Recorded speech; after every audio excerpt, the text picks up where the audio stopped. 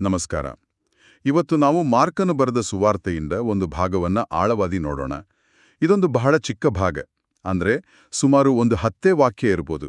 ಆದರೆ ಈ 10 ವಾಕ್ಯಗಳಲ್ಲಿ ಯೇಸುವಿನ ಜೀವನದ ಒಂದು ಪೂರ್ತಿ ದಿನದ ಚಿತ್ರಣ ಸಿಗುತ್ತೆ. ಒಂದು 24 ಗಂಟೆಗಳ ನೀಲನಕ್ಷೆ ಇದ್ದ ಹಾಗೆ. ಹೌದು, ಇದೊಂದು ಸೂಕ್ಷ್ಮ ದರ್ಶಕದ ಹಾಗೆ. ಯೇಸುವಿನ ಇಡೀ ಸೇವೆಯನ್ನ ಒಂದು ದಿನದ ಚೌಕಟ್ಟಿನಲ್ಲಿ ಇಟ್ಟು ನೋಡಿದಾಗ ಅವರ ಆದ್ಯತೆಗಳು ಏನು, ಅವರ ಶಕ್ತಿಯ ಮೂಲ ಯಾವುದು, ಅವರ ನಿಜವಾದ ಉದ್ದೇಶ ಏನು ಅನ್ನೋದು ಸ್ಪಷ್ಟವಾಗಿ ಕಾಣಿಸುತ್ತೆ. ಹೌದು, ಇದು ಕೇವಲ ಪವಾಡಗಳ ಒಂದು ಲಿಸ್ಟ್ ಅಲ್ಲ. ಖಂಡಿತ ಅಲ್ಲ.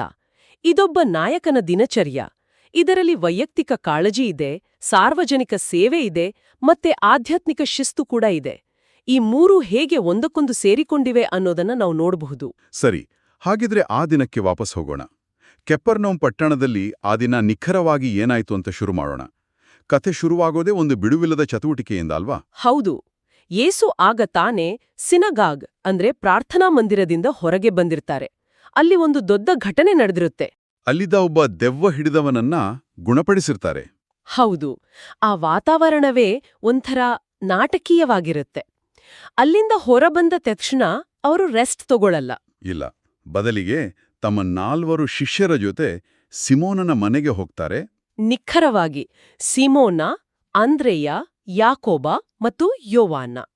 ಅಂದ್ರೆ ಒಂದು ಪಬ್ಲಿಕ್ ಗದ್ದಲದ ಜಾಗದಿಂದ ನೇರವಾಗಿ ಒಂದು ಖಾಸಗಿ ಕೌಟುಂಬಿಕ ವಾತಾವರಣಕ್ಕೆ ಬರ್ತಾರೆ. ಆ ಮನೆಗೆ ಕಾಲಿಟ್ಟ ತಕ್ಷಣನೇ ಇನ್ನೊಂದು ಸಮಸ್ಯೆ ಕಾದಿರುತ್ತೆ. ಹೌದು, ಸಿಮೋನನ ಅತ್ತೆ ಅಂದ್ರೆ ಪೇತ್ರನ ಅತ್ತೆ ಹಾಸಿಗೆ ಹಿಡಿದಿರ್ತಾರೆ. ತೀವ್ರ ಜ್ವರದಿಂದ. ಆಗಿನ ಕಾಲದಲ್ಲಿ ಜ್ವರ ಅಂದ್ರೆ ಅದು ಜೀವಕ್ಕೆ ಅಪಾಯ ತರಬಹುದಿತ್ತು. ನಿಜ.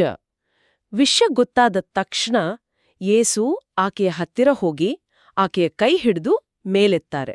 ಆ ಒಂದು ಕ್ರಿಯೆಯಲ್ಲಿ ಒಂಥರ ಆತ್ಮೀಯತೆ ಇದೆ. ದೂರದಿಂದ ಆಜ್ಞೆ ಮಾಡಲ್ಲ. ಇಲ್ಲ, ಅವರು ಆಕೆಯನ್ನ ಮುಟ್ಟುತ್ತಾರೆ, ಕೈ ಹಿಡಿದು ಎಬ್ಬಿಸ್ತಾರೆ. ಮಾರ್ಕ ಬರೆಯೋ ಪ್ರಕಾರ ತಕ್ಷಣವೇ ಜ್ವರ ಆಕೆಯನ್ನ ಬಿಟ್ಟುಹೋಯ್ತು. ಆಮೇಲೆ ನಡೆಯೋದೇ ತುಂಬಾ ಇಂಟ್ರೆಸ್ಟಿಂಗ್. ಗುಣವಾದ ತಕ್ಷಣ ಆಕೆ ಅವರಿಗೆ ಸೇವೆ ಮಾಡಕ್ ಶುರು ಮಾಡ್ತಾಳೆ. ಆ ಪದದ ಬಗ್ಗೆ ನಾವು ಆಮೇಲೆ ಮಾತಾಡೋಣ. ಅದರಲ್ಲಿ ತುಂಬಾ ಆಳವಾದ ಅರ್ಥ ಇದೆ. ಖಂಡಿತ. ಇದು ಮನೆಯೊಳಗಿನ ಒಂದು ಖಾಸಗಿ ಘಟನೆ. ಆದ್ರೆ ಸಂಜೆ ಆಗ್ತಿದ್ದಾಗೆ ಅದೇ ಮನೆ ಒಂದು ಪಬ್ಲಿಕ್ ಸೆಂಟರ್ ಆಗಿ ಬದಲಾಗತ್ತೆ. ಹೌದು, ಸೂರ್ಯ ಮುಳುಗಿದ ಮೇಲೆ, ಅಂದ್ರೆ ಯಹೂದಿಯಲ ಸಬ್ಬತ್ ದಿನ ಮುಗಿದ ನಂತರ, ಆಗ ಇಡೀ ಊರು ಆ ಮನೆಯ ಬಾಗಿಲಿಗೆ ಬರುತ್ತೆ. ಮಾರ್ಕನ ಮಾತುಗಳಲ್ಲಿ ಹೇಳೋದಾದ್ರೆ ಊರಿಗೂರೇ ಆ ಮನೆಯ ಬಾಗಿಲಲ್ಲಿ ನೆರೆಯಿತು. ಆ ದೃಶ್ಯವನ್ನೊಮ್ಮೆ ಕಲ್ಪಿಸಿಕೊಳ್ಳಿ. ಒಂದು ಸಣ್ಣ ಮೀನುಗಾರನ ಮನೆಯ ಮುಂದೆ ಇಡೀ ಊರಿನ ರೋಗಿಗಳು, ನೊಂದವರು, ದೆವ್ವ ಹಿಡಿದವರು ಎಲ್ಲರೂ ಸಾಲಾಗಿ ನಿಂತಿದ್ದಾರೆ. ಅದೊಂದು ಓಪನ್ ಹಾಸ್ಪಿಟಲ್ ತರ ಆಗ್ಬಿಡುತ್ತೆ. ಯೇಸು ಅಲ್ಲಿ ಅನೇಕರನ್ನ ಗುಣಪಡಿಸ್ತಾರೆ. ಆದರೆ ಒಂದು ವಿಷಯ, ದೆವ್ವಗಳು ತಮ್ಮನ್ನ ದೇವರ ಮಗ ಅಂತ ಗುರುತಿಸಿದಾಗ ಅವುಗಳಿಗೆ ಮಾತಾಡೋಕ್ ಬಿಡ್ಲ. ಹೌದು, ಅವುಗಳ ಬಾಯಿ ಮುಚ್ಚಿಸ್ತಾರೆ. ಈ ಸಾರ್ವಜನಿಕ ಸೇವೆ ಬಹುಶಃ ರಾತ್ರಿ ಪೂರ್ತಿ ನಡೆದಿರಬೇಕು. ಅಷ್ಟು ಜನರನ್ನ ನೋಡಿದ ಮೇಲೆ ಯಾರಿಗಾದರೂ ಸುಸ್ತಾಗೋದು ಸಹಜ. ಖಂಡಿತ. ಆದ್ರೆ ಕಥೆ ಅಲ್ಲಿಗೆ ಮುಗಿಯಲ್ಲ.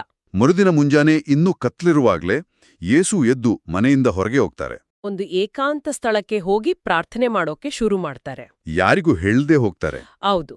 ಸೀಮೋನ ಮತ್ತೆ ಅವನ್ ಜೊತೆಗಾರರು ಎದ್ದಾಗ ಯೇಸು ಕಾಣಲ್ಲ. ಅವ್ರಿಗೆ ಗಾಬರಿಯಾಗಿರ್ಬೇಕು. ಯಾಕೆಂದ್ರೆ ನಿನ್ನೆ ರಾತ್ರಿಯ ಯಶಸ್ಸಿನ ನಂತರ ಜನರು ಮತ್ತೆ ಬರ್ತಾರೆ ಅಂತ ಗೊತ್ತಿರುತ್ತೆ. ಹೌದು, ಅವ್ರು ಯೇಸುವನ್ನ ಹುಡುಕೊಂಡ್ ಹೋಗ್ತಾರೆ. ಯೇಸುವನ್ ಕಂಡ ತಕ್ಷಣ ಸಿಮೋನ್ ಹೇಳ್ತಾನೆ, ಎಲ್ಲರೂ ನಿಮ್ಗಾಗಿ ಹುಡುಕ್ತಿದ್ದಾರೆ. ಆ ಮಾತಲ್ಲಿ ಒಂದ್ ರೀತಿ ಹೆಮ್ಮೆ ಇದೆ, ನಿರೀಕ್ಷೆಯೂ ಇದೆ. ನೀವಿಲ್ಲೇ ಇರ್ಬೇಕು, ನೀವು ನಮ್ಮೂರಿನ ಹೀರೋ ಅನ್ನೋ ತರ. ಆದ್ರೆ ಯೇಸುವಿನ ಉತ್ತರ ಅವರ ನಿರೀಕ್ಷೆಯನ್ನ ಪೂರ್ತಿ ತಲೆಕೆಳಗ್ ಮಾಡುತ್ತೆ. ಅವ್ರ ಆ ಜನಪ್ರಿಯತೆಗೆ ಮರುಳಾಗಲ್ಲ. ಬದಲಿಗೆ ನಾವು ಇಲ್ಲಿಂದ ಹೊರಟು ಅಕ್ಕಪಕ್ಕದ ಊರುಗಳಿಗೂ ಹೋಗೋಣ ಅಂತಾರೆ. ಅಲ್ಲೂ ನಾನು ದೇವರ ಮಾತು ಸಾರ್ಬೇಕು, ನಾನು ಬಂದಿರೋದೇ ಈ ಉದ್ದೇಶಕ್ಕಾಗಿ ಅಂತ ಸ್ಪಷ್ಟವಾಗಿ ಹೇಳ್ತಾರೆ. ಇದು ಆ ಇಡೀ ದಿನದ ಘಟನೆಗಳ ಒಂದು ಚಿತ್ರಣ. ಈ ಒಂದು ದಿನದ ಚೌಕಟ್ಟಿನಲ್ಲಿ ನಾವು ಅವರ ಸೇವೆಯ 3 ಬೇರೆ ಬೇರೆ ಆಯಾಮಗಳನ್ನ ನೋಡ್ಬೋದು ಅಲ್ವಾ? ಹೌದು, ಖಂಡಿತವಾಗಿಯೂ. ಇದರಲ್ಲಿ ಒಂದು ಸ್ಪಷ್ಟವಾದ ಮಾದರಿ ಇದೆ. ಅವರ ಜೀವನದ 3 ವಲಯಗಳು: ಖಾಸಗಿ, ಸಾರ್ವಜನಿಕ ಮತ್ತು ಆಧ್ಯಾತ್ಮಿಕ. ಈ 3 ಹೇಗೆ ಬ್ಯಾಲೆನ್ಸ್ ಆಹಿತು ಅನ್ನೋಕೆ ಇದೊಂದು ಅದ್ಭುತ ಉದಾಹರಣೆ. ಮೊದಲನೇದು ಆ ಮನೆಯೊಳಗಿನ ಖಾಸಗಿ ವಲಯ. ನಿಖರವಾಗಿ ಸಿಮೋನನ ಅತ್ತೆಯಂಗ ಗುಣಪಡಿಸಿದ್ದು ಒಂದು ಖಾಸಗಿ ಕ್ರಿಯೆ. ಯೇಸು ಕೇವಲ ದೊಡ್ಡ ಜನಸಮೂಹಕ್ಕೆ ಮಾತಾಡೋ ಲೀಡರ್ ಆಗಿರ್ಲಿಲ್ಲ. ಅವರು ತಮ್ಮ ಹಿಂಬಾಲಕರ ವೈಯಕ್ತಿಕ ಕೌಟುಂಬಿಕ ನೋವಿಗಳಿಗೂ ಸ್ಪಂದಿಸ್ತಾ ಇದ್ರು. ಹೌದು, ಸಾವಿರಾರು ಜನರಿಗೆ ಬೋಧನೆ ಮಾಡೋದು ಎಷ್ಟು ಮುಖ್ಯವೋ ಒಬ್ಬ ವ್ಯಕ್ತಿಯ ಹಾಸಿಗೆಯ ಪಕ್ಕ ನಿಂತು ಸಾಂತ್ವನ ಹೇಳೋದು ಅಷ್ಟೇ ಮುಖ್ಯವಾಗಿತ್ತು. ಅಂದ್ರೆ ಅವರ ಸೇವೆ ವೇದಿಕೆಗೆ ಸೀಮಿತವಾಗಿರಲಿಲ್ಲ, ಅದು ಅಡಿಗೆ ಮನೆಯವರೆಗೂ ತಲುಪಿತ್ತು. ಸರಿಯಾಗಿ ಹೇಳಿದ್ರಿ. ಆ ಖಾಸಗಿ ವಲಯದಿಂದ ಸಂಜೆ ಆಗ್ತಿದ್ದ ಹಾಗೆ ಅವರು ಸಾರ್ವಜನಿಕ ವಲಯಕ್ಕೆ ಕಾಲಿಡ್ತಾರೆ. ಆ ಮನೆಯ ಬಾಗಿಲು ಇಡೀ ಊರಿಗೆ ತೆರೆದುಕೊಳ್ಳುತ್ತೆ. ಹೌದು, ಇಲ್ಲಿ ಅವರು ಒಬ್ಬ ವ್ಯಕ್ತಿಯಾಗಿ ಉಳಿಯಲ್ಲ, ಇಡೀ ಸಮಾಜದ ಸಂಕಷ್ಟಗಳಿಗೆ ಉತ್ತರವಾಗಿ ನಿಲ್ತಾರೆ. ರೋಗ, ನೋವು, ದೆವ್ವಗಳ ಬಂಧನ, ಹೀಗೆ ಸಮಾಜವನ್ನ ಕಾಡ್ತಿದ್ದ ಎಲ್ಲಾ ಸಮಸ್ಯೆಗಳಿಗೂ ಅವರತ್ರ ಪರಿಹಾರ ಇದೆ ಅಂತ ಜನ ನಂಬಿದ್ರು. ಅವರು ಜನರಿಗೆ ಸುಲಭವಾಗಿ ಸಿಗುವ ನಾಯಕರಾಗಿದ್ರು. ಆದ್ರೆ ಈ ಎರಡು ವಲಯಗಳ ನಡುವೆ ಒಂದು ಒತ್ತಡ ಇದೆ. ಯಾವ ರೀತಿ ಒತ್ತಡ? ಖಾಸಗಿ ಕಾಳಜಿ ಮತ್ತು ಸಾರ್ವಜನಿಕ ಬೇಡಿಕೆಗಳ ನಡುವಿನ ಒತ್ತಡ. ಒಬ್ಬ ವ್ಯಕ್ತಿಗೆ ಗಮನ ಕೊಡೋದು, ಅದೇ ಸಮಯಕ್ಕೆ ಸಾವಿರಾರು ಜನರ ಅಗತ್ಯಗಳನ್ನ ಪೂರೈಸೋದು. ಅದು ಸುಲಭವಲ್ಲ. ಆದ್ರೆ ಯೇಸು ಈ ಎರಡನ್ನೂ ನಿಭಾಯಿಸಿದ್ರು. ಆದ್ರೆ ಈ ಎರಡೂ ವಲಯಗಳಿಗೆ ಬೇಕಾದ ಶಕ್ತಿ ಎಲ್ಲಿಂದ ಬರ್ತಿತ್ತು ಅನ್ನೋದೇ ಮೂರನೇ ಮತ್ತು ಅತೀ ಮುಖ್ಯವಾದ ವಲಯ. ಅದುವೇ ಆಧ್ಯಾತ್ಮಿಕ ವಲಯ. ಹೌದು, ಆ ಮುಂಜಾನೆಯ ಏಕಾಂತ ಪ್ರಾರ್ಥನೆ. ಅಷ್ಟೆಲ್ಲ ಕೆಲಸ, ಜನಪ್ರಿಯತೆ ಮತ್ತು ದೈಹಿಕ ಬಳಲಿಕೆಯ ನಂತರ ಅವರು ವಿಶ್ರಾಂತಿ ತಗೊಳ್ಳೋ ಬದಲು ಪ್ರಾರ್ಥನೆಯನ್ನ ಆರಿಸ್ಕೊಳ್ತಾರೆ. ಇದು ನನಗೆ ಯಾವಾಗ್ಲೂ ಒಂದು ಸವಾಲಿನ ವಿಷಯ. ನನಗೂ ಕೂಡ. ಯಾಕಂದ್ರೆ ಇದು ನಮ್ಮ ತರ್ಕಕ್ಕೆ ವಿರುದ್ಧವಾದದ್ದು. ದಣಿದಾಗ ಮಲಗ್ಬೇಕು, ಆದರೆ ಯೇಸು ಪ್ರಾರ್ಥಿಸ್ತಾರೆ. ಇದು ಅವರ ಶಕ್ತಿಯ ಮೂಲವನ್ನ ಸ್ಪಷ್ಟವಾಗಿ ತೋರಿಸುತ್ತೆ. ಅವರ ಸಾರ್ವಜನಿಕ ಸೇವೆಯ ಶಕ್ತಿಯು ಅವರ ಖಾಸಗಿ ಏಕಾಂತದ ಪ್ರಾರ್ಥನೆಯಲ್ಲಿತ್ತು. ಹಾಗಾಗಿ ಈ ಮೂರು ವಲಯಗಳು, ವೈಯಕ್ತಿಕ ಸ್ಪರ್ಶ, ಸಾರ್ವಜನಿಕ ಸೇವೆ ಮತ್ತು ಆಧ್ಯಾತ್ಮಿಕ ಶಿಸ್ತು, ಒಂದಕ್ಕೊಂದು ಪೂರಕವಾಗಿದ್ದುವು. ಒಂದನ್ನು ಬಿಟ್ಟು ಇನ್ನೊಂದು ಇರಲಿಲ್ಲ. ನಾವು ಈ ಘಟನೆಯನ್ನ ನೋಡುವಾಗ ಕೆಲವು ಪದಗಳು ಮತ್ತು ಕ್ರಿಯೆಗಳು ಬಹಳ ಉದ್ದೇಶಪೂರ್ವಕವಾಗಿ ಬಳಸಲಾಗಿದೆ ಅನ್ಸುತ್ತೆ. ಉದಾಹರಣೆಗೆ, ಯೇಸು ಸಿಮೋನನ ಅತ್ತೆಯನ್ನ ಕೈ ಹಿಡಿದು ಎಬ್ಬಿಸಿದ್ರು ಅನ್ನೋದು. ನೀವು ಸರಿಯಾದ ಪಾಯಿಂಟ್ ಹಿಡಿದಿದ್ದೀರಿ. ಮೂಲ ಗ್ರೀಕ್ ಪಠ್ಯದಲ್ಲಿ ಇಲ್ಲಿ ಎಗೈರನ್ ಅನ್ನೋ ಪದವನ್ನ ಬಳಸಲಾಗಿದೆ. ಇದರ ಸಾಮಾನ್ಯ ಅರ್ಥ ಎಬ್ಬಿಸುವುದು ಅಥವಾ ಮೇಲೆತ್ತುವುದು. ಓಕೆ. ಆದ್ರೆ ಹೊಸ ಒಡಂಬಡಿಕೆಯಲ್ಲಿ ಇದೇ ಪದವನ್ನ ಒಂದು ಬಹಳ ಮುಖ್ಯವಾದ ಘಟನೆಯನ್ನ ವಿವರಿಸೋಕೆ ಬಳಸಲಾಗಿದೆ. ಯಾವುದದು? ಯೇಸುವಿನ ಪುನರುತ್ಥಾನ. ದೇವರು ಯೇಸುವನ್ನು ಸತ್ತವರೊಳಗಿಂದ ಎಬ್ಬಿಸಿದರು ಅನ್ನೋಕೆ ಇದೇ ಎಗೈರನ್ ಪದ ಬಳಕೆಯಲ್ಲಿದೆ. ಓ, ಹಾಗಾ? ಅಂದ್ರೆ ಮಾರ್ಕನು ಇಲ್ಲಿ ಕೇವಲ ಒಂದು ಫಿಸಿಕಲ್ ಹೀಲಿಂಗ್ ಬಗ್ಗೆ ಮಾತಾಡ್ತಿಲ್ಲ. ಅವನು ಉದ್ದೇಶಪೂರ್ವಕವಾಗಿ ಆ ಸ್ವಸ್ಥತೆಯನ್ನ ಪುನರುತ್ಥಾನದ ಜೊತೆ ಲಿಂಕ್ ಮಾಡ್ತಿದ್ದಾನೆ. ನಿಖರವಾಗಿ. ಇದು ಕೇವಲ ಜ್ವರದಿಂದ ಎಬ್ಬಿಸಿದ್ದಲ್ಲ, ಬದಲಿಗೆ ಸಾವು ಮತ್ತು ಪಾಪದ ಸ್ಥಿತಿಯಿಂದ ಮನುಷ್ಯಕುಲವನ್ನ ಮೇಲೆತ್ತುವ ಕ್ರಿಯೆಯ ಒಂದು ಚಿಕ್ಕ ಸಂಕೇತ. ಅದ್ಭುತ. ಇದೊಂದು ರೀತಿ ಮರು ಸೃಷ್ಟಿಯ ಕ್ರಿಯೆ. ಆಕೆ ಜ್ವರದ ಹಾಸಿಗೆಯಿಂದ ಎದ್ದದ್ದು ಒಂದು ಹೊಸ ಜೀವನಕ್ಕೆ ಎದ್ದ ಹಾಗೆ. ಇದು ಮುಂದಿನ ಅಂಶಕ್ಕೆ ನಮ್ಮನ್ನ ತರುತ್ತೆ. ಗುಣವಾದ ತಕ್ಷಣ ಆಕೆ ಏನ್ ಮಾಡ್ಲು? ಸೇವೆ ಮಾಡ್ಲು. ಹೌದು, ಅಲ್ಲಿ ಬಳಸಲಾದ ಗ್ರೀಕ್ ಪದ ಡಯಾಕನೈನ್. ಡೀಕನ್ ಅನ್ನೋ ಪದ ಇದೇ ಮೂಲದಿಂದ ಬಂದಿದೆ. ಇದರರ್ಥ ಆಕೆಯ ಪ್ರತಿಕ್ರಿಯೆ ಕೇವಲ ಥ್ಯಾಂಕ್ಸ್ ಹೇಳೋದಷ್ಟೇ ಆಗಿರ್ಲಿಲ್ಲ, ಅದು ಆಕ್ಟಿವ್ ಆಗಿತ್ತು. ಹೌದು, ತನಗೆ ಸಿಕ್ಕ ಹೊಸ ಶಕ್ತಿಯನ್ನ, ಹೊಸ ಜೀವನವನ್ನ ಆಕೆ ತನಗಾಗಿ ಇಟ್ಕೊಳ್ಳಿಲ್ಲ. ತಕ್ಷಣವೇ ಅದನ್ನ ಇತರರ ಸೇವೆಗೆ ಬಳಸ್ಲು. ಇದು ಶಿಷ್ಯತ್ವಕ್ಕೆ ಒಂದು ಒಳ್ಳೆ ಮಾದರಿ. ನಿಜ. ಯೇಸುವಿನ ಸ್ಪರ್ಶದಿಂದ ಗುಣಮುಖರಾದವರು ಸುಮ್ನೆ ಕೂರಲ್ಲ. ಅವರ ಸಹಜ ಪ್ರತಿಕ್ರಿಯೆ ಸೇವೆ ಮಾಡೋದಾಗಿರುತ್ತೆ. ಇನ್ನೊಂದು ಕುತೂಹಲಕಾರಿ ವಿಷಯ, ಯೇಸು ದೆವ್ವಗಳ ಬಾಯಿ ಯಾಕೆ ಮುಚ್ಚಿಸಿದ್ರು? ಅವು ಸತ್ಯವನ್ನೇ ಹೇಳ್ತಿದ್ವು, ನೀನು ದೇವರ ಮಗ ಅಂತ. ಆದ್ರೂ ಯೇಸು ಅವುಗಳಿಗ ಮಾತಾಡಕ್ ಬಿಡ್ಲಿಲ್ಲ. ಯಾಕೆ? ಇದು ಬಹಳ ಆಳವಾದ ಪ್ರಶ್ನೆ. ಬೈಬಲ್ ವಿದ್ವಾಂಸರು ಇದನ್ನ ಮೆಸ್ಸಿಯಾನಿಕ್ ಸೀಕ್ರೆಟ್ ಅಂತ ಕರೀತಾರೆ. ಅಂದ್ರೆ ಯೇಸು ತಮ್ಮ ಗುರುತನ್ನ ಸ್ವಲ್ಪ ರಹಸ್ಯವಾಗಿಡೋಕೆ ಪ್ರಯತ್ನಿಸ್ತಿದ್ರು. ಯಾಕಾಗಿ? ಮುಖ್ಯ ಕಾರಣ ಆಗಿನ ಜನರಲ್ಲಿದ್ದ ಮೆಸ್ಸಿಯಾನ ಬಗ್ಗೆ ಇದ್ದ ತಪ್ಪು ಕಲ್ಪನೆ.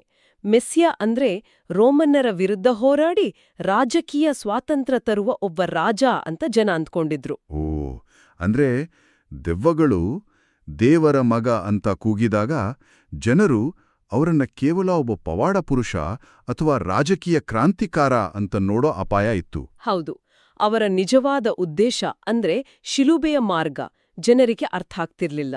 ಯೇಸು ತಮ್ಮ ಗುರುತು ಪವಾಡಗಳಿಂದ ಅಥವಾ ದೆವ್ವಗಳ ಸಾಕ್ಷಿಯಿಂದ ಬಹಿರಂಗ ಆಗೋದನ್ನ ಬಯಸಿರ್ಲಿಲ್ಲ.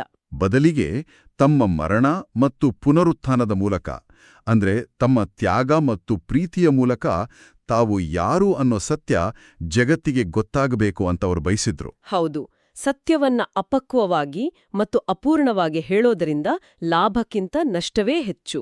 ಈ ಎಲ್ಲಾ ಘಟನೆಗಳನ್ನ ಮತ್ತು ಅದರ ಹಿಂದಿನ ಒಳನೋಟಗಳನ್ನ ಗಮನಿಸಿದಾಗ ಇವತ್ತಿನ ನಮ್ಮ ಜೀವನಕ್ಕೆ ಕೆಲವು ಪ್ರಬಲವಾದ ಪಾಠಗಳು ಸಿಗ್ತವೆ. ಖಂಡಿತ. ಮೊದಲನೇದಾಗಿ ಸಿಮೋನನ ಅತ್ತೆಯ ಘಟನೆ. ಇಲ್ಲಿರುವ ಪಾಠ ಕೇವಲ ನಾವು ಸೇವೆ ಮಾಡಬೇಕು ಅನ್ನೋದಲ್ಲ. ಅದಕ್ಕಿಂತ ಹೆಚ್ಚಿದೆ. ಹೌದು, ಸ್ವಸ್ಥತೆಯ ನಿಜವಾದ ಉದ್ದೇಶವೇ ಸೇವೆ ಅನ್ನೋದು. ಆಕೆ ಗುಣವಾದದ್ದು ಕಥೆಯ ಅಂತ್ಯವಲ್ಲ, ಅದು ಆಕೆಯ ಹೊಸ ಸೇವೆಯ ಆರಂಭ. ಅಂದ್ರೆ ದೇವರು ನಮಗೆ ಕೊಡುವ ಆರೋಗ್ಯ, ಜ್ಞಾನ ಅಥವಾ ಯಾವುದೇ ವರವಾಗ್ಲಿ, ಅದು ನಮ್ಮ ವೈಯಕ್ತಿಕ ಸೌಖ್ಯಕ್ಕಾಗಿ ಮಾತ್ರ ಅಲ್ಲ. ಅದು ನಮ್ಮನ್ನ ಒಂದು ಹೊಸ ಉದ್ದೇಶಕ್ಕಾಗಿ ಸಿದ್ಧಗೊಳಿಸುವ ಒಂದು ಸಾಧನ. ನಮ್ಮ ವರಗಳು ನಮಗಾಗಿ ಅಲ್ಲ, ಸಮುದಾಯಕ್ಕಾಗಿ. ಎರಡನೇ ಪಾಠ ಯೇಸುವಿನ ಪ್ರಾರ್ಥನೆಯಲ್ಲಿದೆ. ಇದನ್ನ ಕೇವಲ ಶಕ್ತಿಗಾಗಿ ಪ್ರಾರ್ಥನೆ ಅಂತ ನೋಡದೆ ಸಾಲದು. ಇದೊಂದು ಕಾರ್ಯತಂತ್ರದ ಹಿನ್ನಡೆ, ಅಂದ್ರೆ ಸ್ಟ್ರಾಟಜಿಕ್ ರಿಟ್ರೀಟ್. ಇದನ್ನ ಸ್ವಲ್ಪ ವಿವರಿಸಿ. ಯೇಸು ದಣಿದಿದ್ರು ನಿಜ, ಆದ್ರೆ ಅವರು ಪ್ರಾರ್ಥನೆಗೆ ಹೋಗಿದ್ದು ಕೇವಲ ಬ್ಯಾಟ್ರಿ ರೀಚಾರ್ಜ್ ಮಾಡ್ಕೊಳ್ಳೋಕೆ ಅಲ್ಲ. ಅವ್ರು ಹೋಗಿದ್ದು ತಮ್ಮ ಉದ್ದೇಶವನ್ನು ಮರುಪರಿಶೀಲಿಸ್ಕೊಳ್ಳೋಕೆ, ತಂದೆಯ ಚಿತ್ತವನ್ನು ಖಚಿತಪಡಿಸಿಕೊಳ್ಳೋಕೆ. ಇದು ಬಹಳ ಮುಖ್ಯವಾದಂಥ ವ್ಯತ್ಯಾಸ. ಸಿಮೋನ ಬಂದು ಎಲ್ರೂ ನಿಮಗಾಗಿ ಹುಡುಕ್ತಿದ್ದಾರೆ ಅಂದಾಗ ಅದು ಜನಪ್ರಿಯತೆಯ ಗದ್ದಲ. ಆ ಗದ್ದಲದಲ್ಲಿ ಒಬ್ಬರ ನಿಜವಾದ ಉದ್ದೇಶದ ಧ್ವನಿ ಕಳೆದೋಗ್ಬೋದು. ಹೌದು, ಯೇಸು ಆ ಏಕಾಂತ ಪ್ರಾರ್ಥನೆಯಲ್ಲಿ ತಮ್ಮ ಉದ್ದೇಶದ ಧ್ವನಿಯನ್ನ ಸ್ಪಷ್ಟವಾಗಿ ಕೇಳಿಸ್ಕೊಂಡಿದ್ರು. ಅದಕ್ಕೆ ಅವರು ಜನಪ್ರಿಯತೆಯ ಸೆಳೆತಕ್ಕೆ ಒಳಗಾಗ್ಲಿಲ್ಲ. ಣದಲ್ಲಿ ಒಬ್ಬ ಹೀಲಿಂಗ್ ಸೂಪರ್ ಸ್ಟಾರ್ ಆಗಿ ಉಳಿಬೋದಿತ್ತು. ಹೌದು, ಅಲ್ಲೇ ಒಂದು ದೊಡ್ಡ ಸೆಂಟರ್ ಸ್ಥಾಪಿಸಿ ತಮ್ಮ ಜೀವನ ಪೂರ್ತಿ ಸೇವೆ ಮಾಡಬಹುದಿತ್ತು. ಆದರೆ ಅವ್ರು ಹಾಗೆ ಮಾಡ್ಲಿಲ್ಲ. ನಾವು ಬೇರೆ ಊರುಗಳಿಗೂ ಹೋಗೋಣ, ನಾನ್ ಬಂದಿರೋದೇ ಅದಕ್ಕಾಗಿ ಅಂದ್ರು. ಇದು ಯಶಸ್ಸಿನ ನಡುವೆಯೂ ತಮ್ಮ ಮೂಲ ಉದ್ದೇಶವನ್ನು ಮರೆಯದಿರೋದಕ್ಕೆ ಒಂದು ಶ್ರೇಷ್ಠ ಉದಾಹರಣೆ. ಇದನ್ನ ಒಳ್ಳೆಯದು ಅತ್ಯುತ್ತಮವಾದದ್ದರ ಶತ್ರು ಅಂತಾರಲ್ಲ ಹಾಗೆ. ಕೆಪರ್ನೌಮ್ನಲ್ಲಿ ಉಳಿದು ಬವಾಡ ಮಾಡೋದು ಒಂದು ಒಳ್ಳೆಯ ಕೆಲಸವಾಗಿತ್ತು. ಆದ್ರೆ ಅವರ ಅತ್ಯುತ್ತಮ ಅಥವಾ ಮೂಲ ಉದ್ದೇಶ ಶುಭ ಸಂದೇಶವನ್ನ ಎಲ್ಲಾ ಕಡೆ ಸಾರೋದಾಗಿತ್ತು. ಹಾಗಾಗಿ ಅವರು ಆ ಒಳ್ಳೆಯ ಆಯ್ಕೆಯನ್ನ ಬಿಟ್ಟು ಅತ್ಯುತ್ತಮವಾದ ತಮ್ಮ ಮೂಲ ಉದ್ದೇಶದ ಕಡೆಗೆ ನಡೆದರು. ಒಟ್ಟಿನಲ್ಲಿ ಮಾರ್ಕನ ಈ 10 ವಾಕ್ಯಗಳು ಕೇವಲ ಒಂದು ದಿನದ ಕಥೆಯಲ್ಲ, ಅದೊಂದು ಜೀವನ ಶೈಲಿಯ ಚಿತ್ರಣ. ಹೌದು, ವೈಯಕ್ತಿಕ ಕಾಳಜಿಯಿಂದ ಸಾರ್ವಜನಿಕ ಸೇವೆಗೆ ಮತ್ತು ಆ ಸೇವೆಗೆ ಬೇಕಾದ ಶಕ್ತಿಯನ್ನ ಪಡೆಯಲು ಆಧ್ಯಾತ್ಮಿಕ ಶಿಸ್ತಿಗೆ ಈ ಚಕ್ರ ಅವರ ಜೀವನದ ಲಯವಾಗಿತ್ತು. ಹೌದು, ಮತ್ತು ಇದು ಕೇವಲ ಒಂದು ಐತಿಹಾಸಿಕ ಘಟನೆಯಾಗಿ ಉಳಿಯಲ್ಲ, ಇದೊಂದು ಆಹ್ವಾನ.